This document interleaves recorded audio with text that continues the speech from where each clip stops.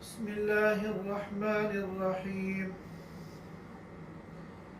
الحمد لله نحمده ونستعينه ونستغفره ونؤمن به ونتوكل عليه ونعوذ بالله من شرور أنفسنا ومن سيئات أعمالنا. من يهده الله فلا مضل له ومن يضلله فلا هادي له. ونشهد أن لا إله إلا الله وحده لا شريك له. ونشهد أن سيدنا وحبيبنا ومولانا محمدا عبده ورسوله صلى الله تعالى عليه وعلى آله وأصحابه وبارك وسلم تسليما كثيرا كثيرا. أما بعد فأعوذ بالله من الشيطان الرجيم.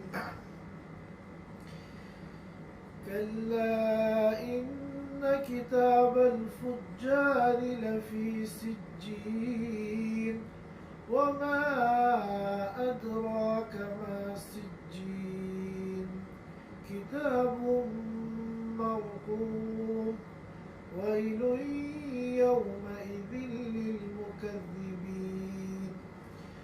الذين يكذبون بيوم الدين وما يكذب به إلا كل معتد أثيم إذا تتلى عليه آياتنا قال أساطير الأولين كلا بل ران على قلوبهم ما كانوا يكسبون. مفتی صاحب تھوڑی آواز آپ کی بریک ہو رہی ہے، تھوڑا دیکھ لیں، تھوڑا آواز تھوڑی رک رک کر آ رہی ہے آپ کی آواز. كلا إنهم عن ربهم يومئذ لمحجوبون ثم إنهم لصال الجحيم ثم يقال هذا الذي كنتم به تكذبون.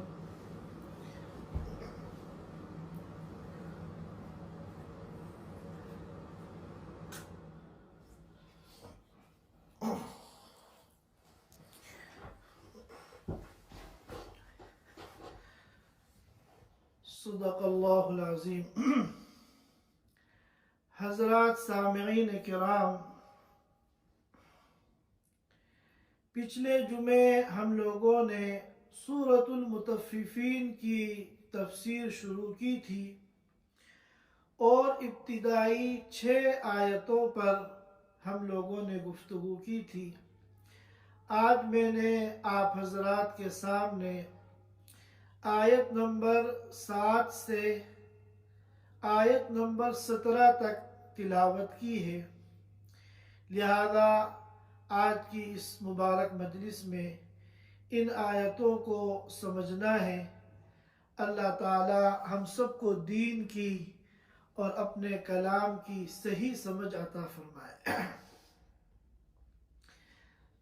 تفسیر کو شروع کرنے سے پہلے ہم ایک مرتبہ ان آیتوں کا ترجمہ سن لیتے ہیں. اللہ تعالیٰ فرماتے ہیں کلا ان کتاب الفجار لفی سجین. ہرگز ایسا نہیں ہے جیسا کہ کفار سمجھتے ہیں. حقیقت یہ ہے کہ گنہگاروں کے اور کافروں کے نامہ اعمال سجین کے اندر ہے. وَمَا أَدْرَاكَ مَا سِجِّينَ. اے نبی آپ کو کیا معلوم کہ سجین کیا چیز ہے؟ کتاب مرقوم. ایک دفتر ہے جو لکھا ہوا ہے جس میں سارے اعمال A to Z سب لکھے ہوئے ہیں. وَيْلٌ يَوْمَئِذٍ لِّلْمُكَذِّبِينَ. ہلاکت اور بربادی ہو اس دن یعنی قیامت کے دن ان لوگوں کے لیے جو قیامت کے دن کو جھٹلاتے ہیں، الذین یکذبون بیوم الدین، جو لوگ جھٹلاتے ہیں قیامت کے دن کو، وما یکذب به الا کل معتد اثیم، اور نہیں جھٹلاتا ہے قیامت کے دن کو مگر وہی شخص جو حد سے تجاوز کرنے والا ہے اور گنہگار ہے۔ اذا تتلی علیہ آیاتنا، جب اس کے سامنے ہماری آیتیں تلاوت کی جاتی ہیں، قال اساطیر الاولین، تو وہ کہتا ہے کہ یہ تو قصہ پارینہ ہے، پچھلے اور پرانی قوموں کے قصے اور خیالی واقعات ہیں۔ کلا، ہرگز ایسا نہیں ہے، بل ران علی قلوبہم ما کانوا یکسبون، حقیقت یہ ہے کہ ان کے دلوں پر ان گناہوں کا زنگ لگ گیا ہے جن کو یہ کماتے ہیں۔ کلا انہم عن ربہم یومئذ لمحجوبون، ہرگز ایسا نہیں ہے، بے شک یہ لوگ اس دن یعنی قیامت کے دن اپنے رب سے چھپا دیے جائیں گے، آڑ میں کر دیے جائیں گے، پس پردہ کر دیے جائیں گے۔ ثم انہم لصال الجحیم، پھر یہ لوگ جہنم میں داخل ہوں گے۔ ثم یقال ھذا الذی کنتم بہ تکذبون، پھر کہا جائے گا ان لوگوں سے کہ یہ وہی دن ہے کہ جس کو تم لوگ جھٹلاتے تھے۔ یہ ان آیات مبارکہ کا ترجمہ ہے۔ اب ہم اس کی تفسیر کو سمجھ لیتے ہیں۔ اللہ تعالیٰ فرماتے ہیں کلا ان کتاب الفجار لفی سجین، یہ جو ناپ تول میں کمی کرتے ہیں اور دنیا کے مختصر سے فائدے کے لیے اپنی آخرت کو داؤ پر لگاتے ہیں، اس کی وجہ یہ ہے کہ یہ آخرت کو مانتے ہی نہیں اور یہ اس بات کا یقین ہی نہیں کرتے کہ ایک دن اللہ کے سامنے کھڑا ہونا ہے اور ایک ایک عمل کا حساب دینا ہے۔ ان کی جو یہ غلط فہمی ہے یہ غلط ہے۔ حقیقت یہ ہے کہ فجار یعنی گنہگاروں کے نامہ اعمال سجین میں ہیں۔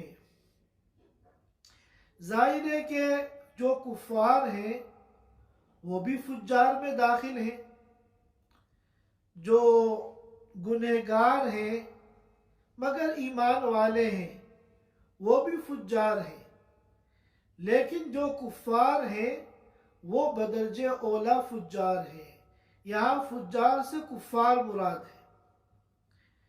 فرماتے ہیں کہ کفار کے جو نامہ اعمال ہیں وہ سجین کے اندر ہیں۔ پھر فرمایا وما ادراک ما سجین، اے نبی آپ کو کیا پتا کہ سجین کیا چیز ہے؟ آگے فرماتے ہیں کتاب مرقوم، یہ جو کتاب مرقوم ہے کہ ایک ایسا دفتر جس میں سارے اعمال لکھے ہوئے ہیں۔ یہ وما ادراک ما سجین کا جواب نہیں ہے، یہاں قرآن نے اپنا اسلوب تھوڑا سا بدلا ہے۔ ہم دیکھتے ہیں کہ وما ادراکا کہہ کر قرآن جہاں بھی سوال قائم کرتا ہے آگے اس کی وضاحت کرتا ہے۔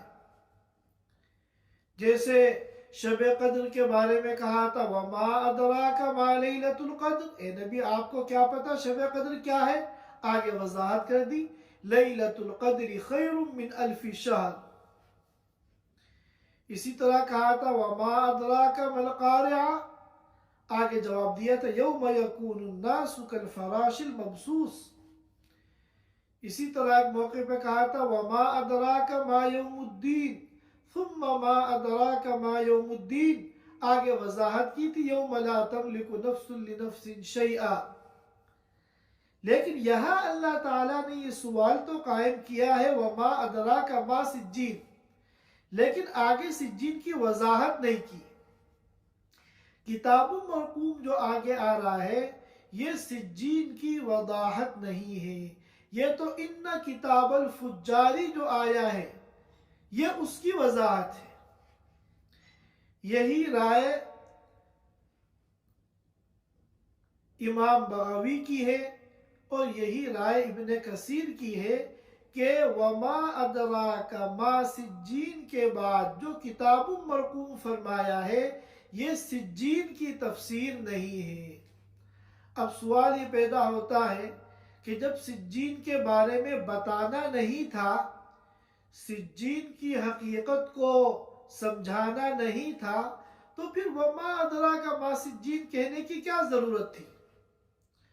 तो इसका जवाब ये दिया गया कि वमा अदराका मा सिज्जीन इसलिए कहा गया ताकि सिज्जीन की अहमियत की तरफ इशारा हो कि ये सिज्जीन जो है ये कोई मामूली चीज नहीं है।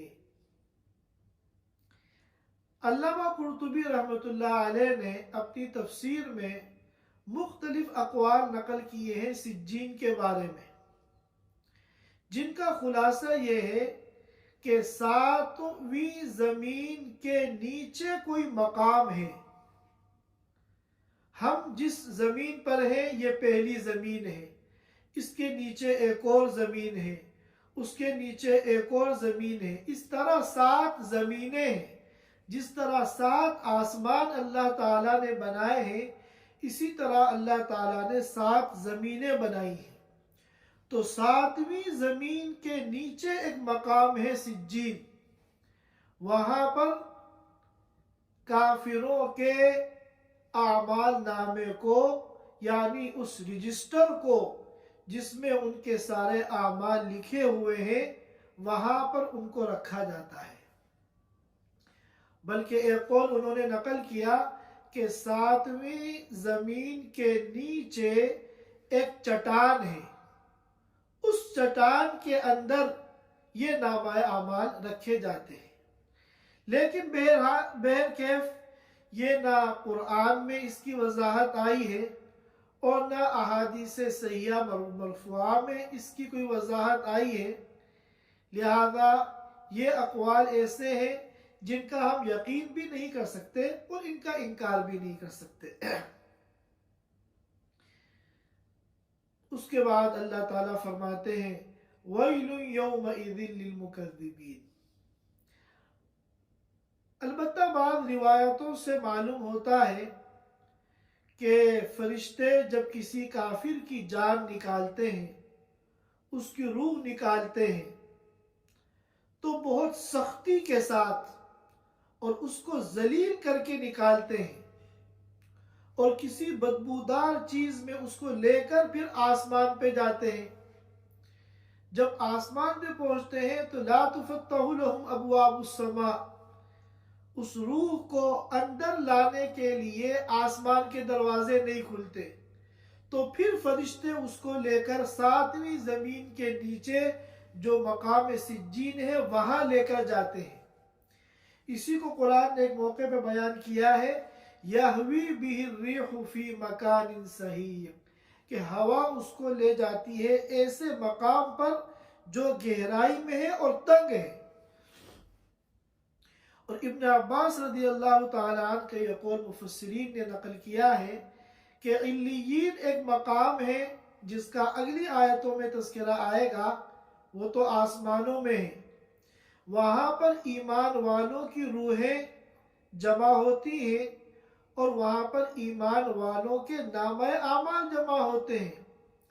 और सिज्जीन ये एक इंतहाई घटिया किस्म का जिल्लत वाला मकाम है जो 7वीं जमीन के नीचे है। वहां पर काफिरों की रूह को जमा किया जाता है جب کوئی کافر دنیا میں مرتا ہے اس کی روح نکالی جاتی ہے تو اس کی روح کو اور اس کے نامہ اعمال کو سجین میں رکھا جاتا ہے۔ اس کے بعد فرمایا وَيْلٌ يَوْمَئِذٍ لِّلْمُكَذِّبِينَ، ہلاکت ہو، بربادی ہو، تباہی ہو اس دن، یعنی قیامت کے دن، للمکذبین، جھٹلانے والوں کے لیے، عقیدہ توحید کو، عقیدہ آخرت کو جھوٹا کہنے والوں کے لیے۔ ویلن کے ایک معنی تو یہی ہے ہلاکت ہو، بربادی ہو، تباہی ہو، اور ویلن بعض روایتوں سے معلوم ہوتا ہے جہنم کی ایک وادی کا نام ہے، اور یہ جہنم کی انتہائی خطرناک وادی ہے۔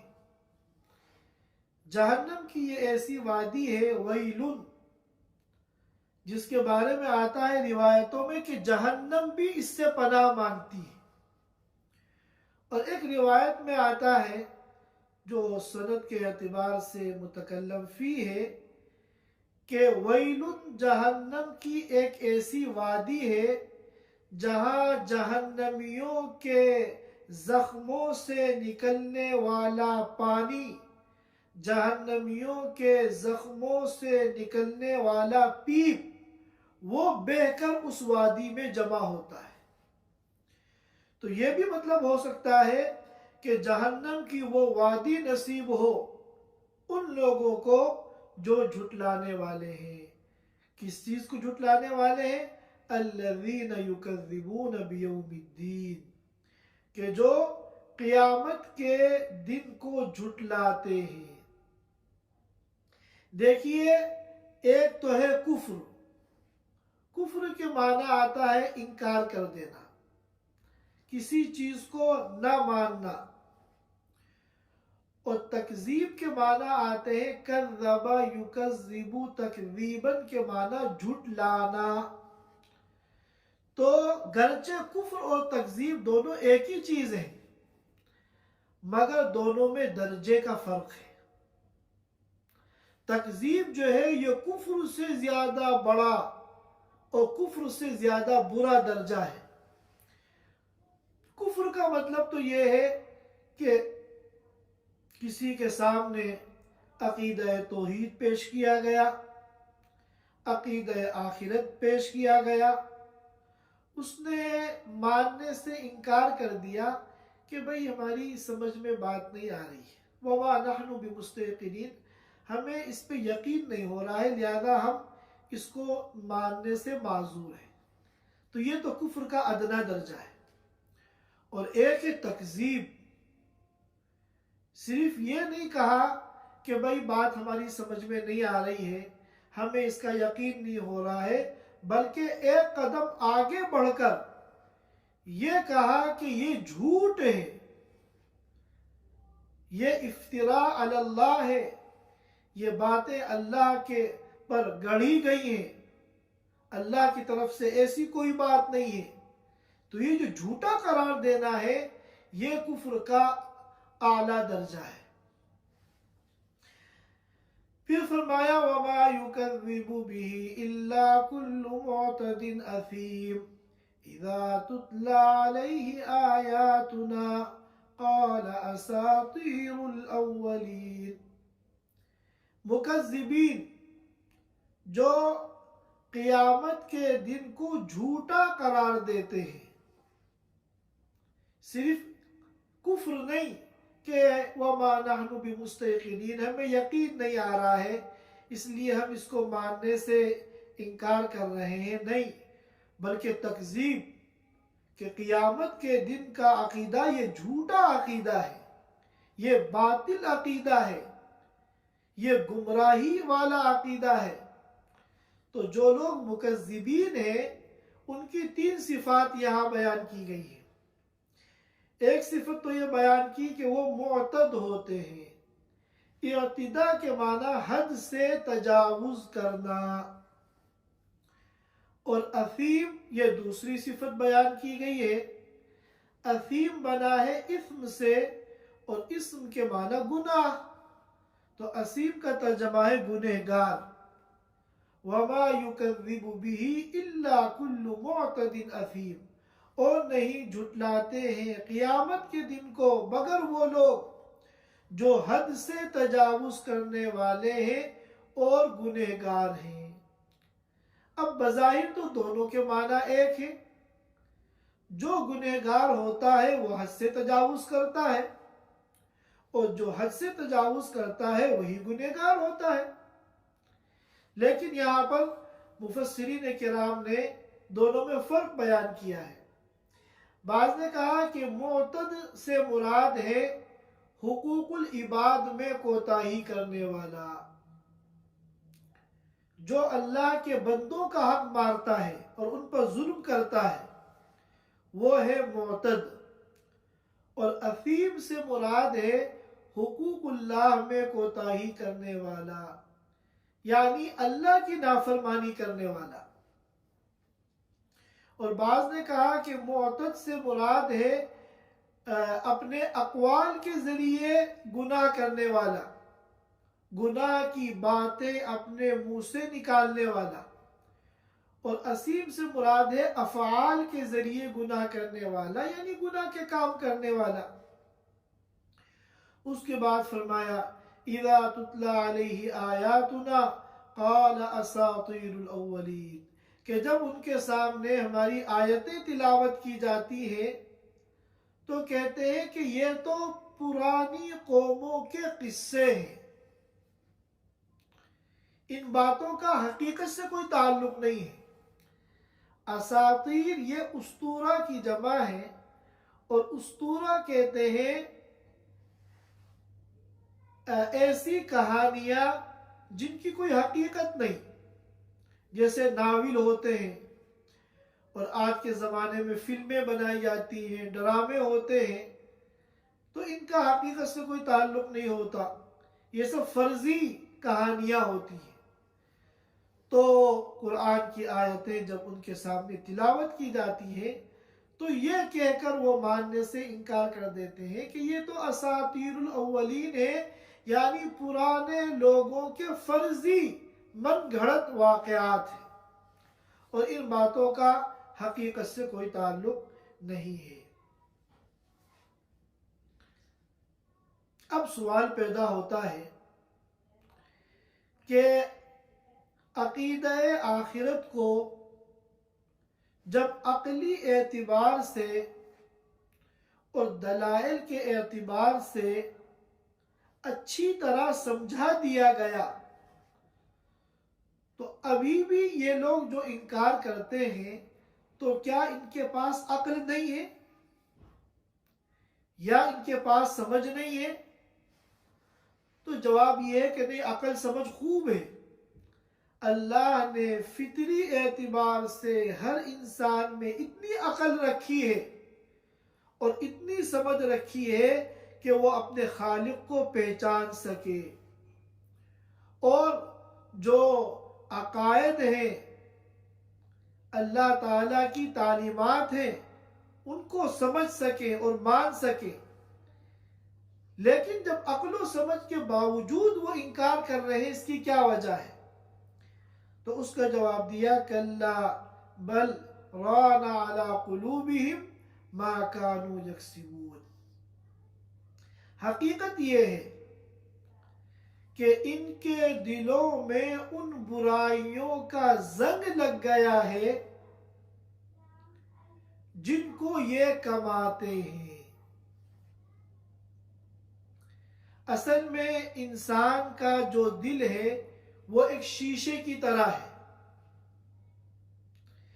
جب بھی نور ہدایت سامنے آتا ہے وہ شیشہ روشن ہو جاتا ہے۔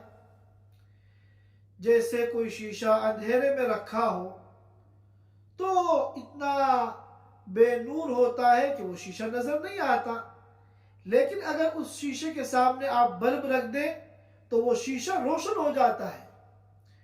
تو اسی طرح اللہ نے ہر انسان کا قلب، ہر انسان کا دل بنایا ہے شیشے کی طرح۔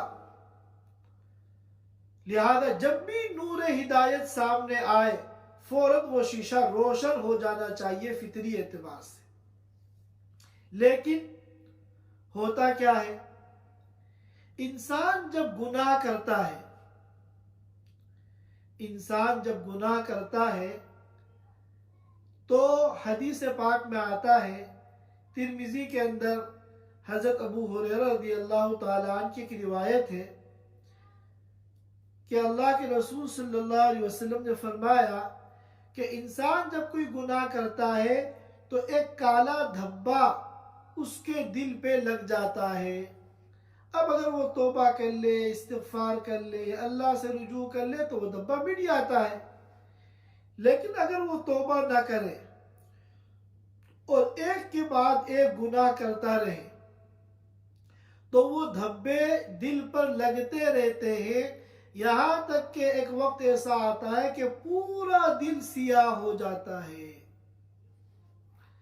اب ظاہر ہے کہ جب پورے شیشے پہ زنگ لگ جائے گا اور پورا شیشہ کالا ہو جائے گا تو اب کتنی بھی روشنی اس پہ ڈالی جائے وہ شیشہ روشن نہیں ہوگا. پھر اللہ کے رسول صلی اللہ علیہ وسلم نے فرمایا کہ یہی وہ زنگ ہے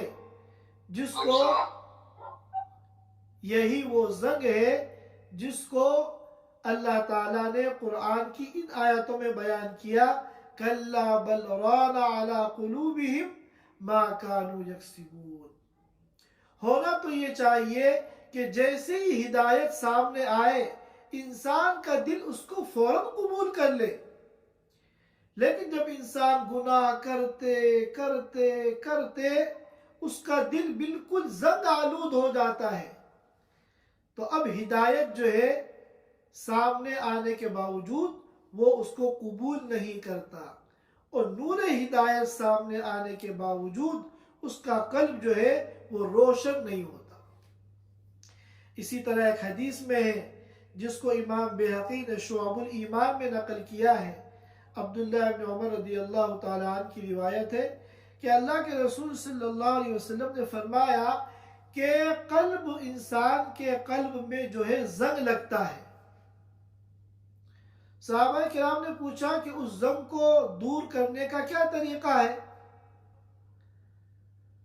تو آپ نے فرمایا کہ اس زنگ کو دور کرنے کا طریقہ ہے کہ زیادہ سے زیادہ موت کو یاد کرو اور قرآن کی تلاوت کرو.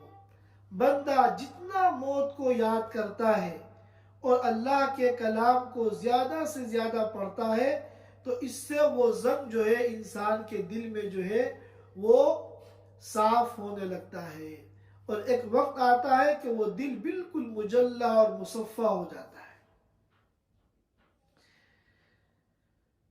خلاصہ کلام یہ ہے کہ یہ لوگ جو آخرت کا انکار کرتے ہیں، حساب و کتاب کا انکار کرتے ہیں، اور پھر اس کی وجہ سے دنیا کے اندر ظلم کرتے ہیں، زیادتی کرتے ہیں، اللہ کی نافرمانی کرتے ہیں، اس کی وجہ یہ نہیں ہے کہ ان کے پاس عقل و سمجھ نہیں ہے. عقل و سمجھ تو ہم نے خوب دی ہے، بلکہ اس کی وجہ یہ ہے کہ گناہوں کی کثرت کی وجہ سے ان کا جو دل ہے وہ زنگ آلود ہو چکا ہے. اب نور ہدایت سامنے آ رہا ہے تو اس میں کوئی دل میں روشنی پیدا نہیں ہو رہی ہے. اور پھر ان لوگوں کے بارے میں اللہ تعالیٰ نے 3 محرومیاں ان کی بیان کی، 3 سزائیں اللہ نے ان کی بیان کی. سب سے پہلے فرمایا کَلَّا إِنَّهُمْ عَنْ رَبِّهِمْ يَوْمَئِذٍ لَمَحْجُوبُونَ. حقیقت یہ ہے کہ ان لوگوں کو قیامت کے دن اپنے رب سے چھپا دیا جائے گا، پردے میں کر دیا جائے گا، آڑ میں کر دیا جائے گا. یہ اپنے رب کو نہیں دیکھ سکیں گے. یہاں پر رک کر ایک مسئلہ سمجھنے کی ضرورت ہے.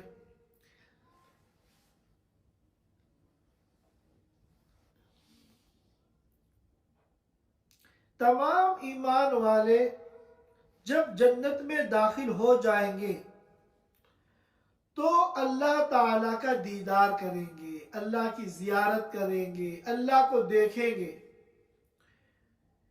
یہ تو متفق علیہ ہے، اس میں کسی کا کوئی اختلاف نہیں ہے. اور یہ جو دیدار ہوگا یہ حقیقی دیدار ہوگا اور یہ کامل دیدار ہوگا. خوب اچھی طرح اللہ تعالیٰ کو ایمان والے دیکھیں گے. لیکن سوال یہ پیدا ہوتا ہے کہ میدان حشر میں جب اللہ تعالیٰ حساب کتاب لیں گے اور ہر بندہ اللہ کے سامنے تنہا کھڑا ہو کر اللہ کو حساب و کتاب دے گا، وَكُلُّهُمْ آتِيهِ يَوْمَ الْقِيَامَةِ فَرْدًا، تو اس وقت کیا یہ بندے اللہ کو دیکھیں گے یا نہیں؟ جنت میں جانے کے بعد ایمان والے جو اللہ کا دیدار کریں گے یہ تو متفق علیہ ہے، اس میں کوئی اشکال نہیں ہے، کوئی شک نہیں ہے. لیکن قیامت کے دن میدان حشر میں جب بندے اللہ کو حساب و کتاب دیں گے اس وقت اللہ کو دیکھیں گے یا نہیں؟ تو اس سلسلے میں دو قول ہیں. اہل علم کی ایک جماعت تو کہتی ہے کہ اس موقع پر اللہ کو دیکھیں گے، ایمان والے جو ہیں وہ اللہ کو دیکھیں گے، گرچہ وہ کمال دیدار نہیں ہوگا جو جنت میں جا کر ہوگا، البتہ ایک قسم کی تجلی اللہ تعالیٰ کی ان کو حاصل ہو جائے گی. اور وہ اس کی دلیل یہ پیش کرتے ہیں جو سورہ قیامہ کے اندر آیت ہے، وجوہ یومئذ ناظرہ، کہ کچھ چہرے قیامت کے دن خوش و خرم ہوں گے، تر و تازہ ہوں گے، الی ربہا ناظرہ، اپنے رب کو وہ دیکھ رہے ہوں گے. معلوم ہوا قیامت کے دن ایمان والے خوش و خرم اور بالکل بشاشت کے ساتھ اللہ تعالیٰ کو دیکھیں گے. لیکن اہل علم کی ایک جماعت یہ کہتی ہے کہ نہیں، اللہ تعالیٰ کو اس موقع پر کوئی نہیں دیکھے گا، کوئی نہیں دیکھ سکتا. ہاں ایمان والے جنت میں داخل ہونے کے بعد تو اللہ کو دیکھیں گے، لیکن میدان حشر میں اللہ کو نہیں دیکھ سکیں گے. اور اس آیت کے بارے میں وہ یہ کہتے ہیں کہ اِلَىٰ رَبِّهَا نَاظِرَةٌ کا مطلب دیکھنا نہیں ہے، بلکہ یہ ناظرتن جو ہے منتظرتن کے معنی میں ہے کہ یہ ایمان والے اللہ تعالیٰ کا انتظار کر رہے ہوں گے کہ اللہ تعالیٰ کب تشریف لاتے ہیں اور ہمارا حساب و کتاب لیتے ہیں. لیکن یہاں سورۃ المطففین میں جو یہ آیت ہے، کَلَّا إِنَّهُمْ عَنْ رَبِّهِمْ يَوْمَئِذٍ لَمَحْجُوبُونَ، یہ پہلے قول کی تائید کرتی ہے کہ کافروں کی محرومی بیان کی جا رہی ہے کہ قیامت کے دن یہ اللہ کو نہیں دیکھ پائیں گے، آڑ کر دی جائے گی، حجاب کر دیا جائے گا، کوئی بھی ایسی رکاوٹ قائم ہو جائے گی کہ وہ اللہ کو نہیں دیکھ پائیں گے. اب اگر ایمان والے بھی اللہ کو نہیں دیکھ پائیں گے تو پھر تو یہ کوئی سزا نہیں ہوئی. جب کسی کا بھی دیدار، کسی کو بھی اللہ کا دیدار نہیں ہوگا تو پھر کافروں کے لیے یہ کہنا کہ یہ دیدار الہی سے قیامت کے دن محروم ہوں گے، یہ بات بے معنی ہے. لہذا زیادہ صحیح قول یہی ہے کہ میدان حشر میں قیامت کے دن ایمان والے اللہ کو دیکھیں گے، لیکن یہ کمال دیدار نہیں ہے، یہ بس ایک قسم کی تجلی ہے اللہ کی، اور دیدار کا ایک درجہ ہے جو ان کو حاصل ہو جائے گا. حقیقی دیدار، کمال دیدار تو قیامت جنت میں پہنچنے کے بعد ہوگا. اب سوال یہ پیدا ہوتا ہے کہ جب اللہ کے سامنے کھڑے ہو کر حساب دیں گے تو پھر تو اللہ تعالیٰ ان کو نظر آئیں گے. پھر کیسے فرمایا لَمَحْجُوبُونَ، ان کو چھپا لیا جائے گا؟ تو اس کے دو جواب ہیں. بعض لوگوں نے تو یہ کہا کہ ان کے اوپر ذلت کا، خوف کا، شرمندگی کا ایسا غلبہ ہوگا کہ ان کی نگاہ ہی نہیں اٹھے گی اللہ کو دیکھنے کے لیے. ان کی نگاہیں جو ہیں وہ زمین میں گڑ جائیں گی اور اللہ تعالیٰ کو دیکھنے کی ہمت ہی نہیں ہوگی. اور بعض نے فرمایا کہ قیامت کے دن تو ان کو اندھا اٹھایا جائے گا، جیسا کہ قرآن پاک میں ہے وَمَنْ أَعْرَضَ عَنْ ذِكْرِي، اور جو میرے ذکر سے اعراض کرے گا، میرے دین کو پیٹھ کے پیچھے ڈال دے گا، فَإِنَّ لَهُ مَعِيشَةً ضَنْكًا، تو اس کی جو دنیا کی زندگی ہے وہ تنگ ہو جائے گی. وَنَحْشُرُهُ يَوْمَ الْقِيَامَةِ أَعْمَى، اور ہم قیامت کے دن ان کو اندھا اٹھائیں گے. تو جب یہ قیامت کے دن اندھے ہوں گے تو پھر یہ اللہ کا دیدار کیسے کریں گے؟ اس کے بعد فرمایا ثُمَّ إِنَّهُمْ لَصَالُو الْجَحِيمِ، پہلی سزا تو ان کو یہ ملے گی کہ ایمان والے تو اللہ کا دیدار کر رہے ہوں گے.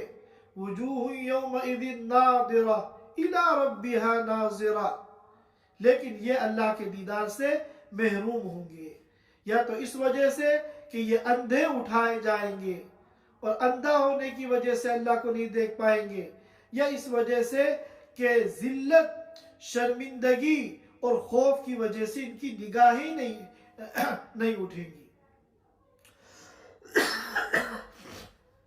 اور دوسری سزا ثم انہم لصالو الجحیم، پھر یہ جہنم میں داخل ہوں گے.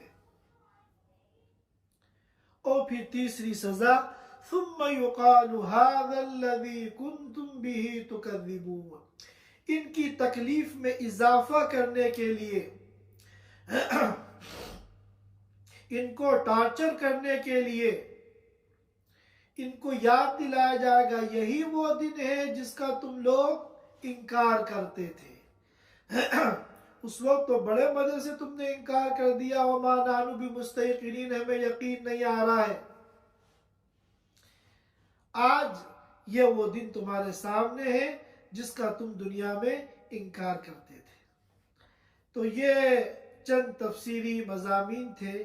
ان آیات مبارکہ کے سلسلے میں اللہ تعالی ہم سب کو اپنی مرضی کے مطابق دنیا میں زندگی گزارنے کی توفیق عطا فرمائے، اور جب ہم اس دنیا سے جائیں سرخ روح ہو کر جائیں، اللہ تعالی جہنم سے، جہنم کے عذاب سے اور ہر قسم کی تکلیف سے ہم سب کی حفاظت فرمائے اور جنت الفردوس میں اعلیٰ مقام عطا فرمائے.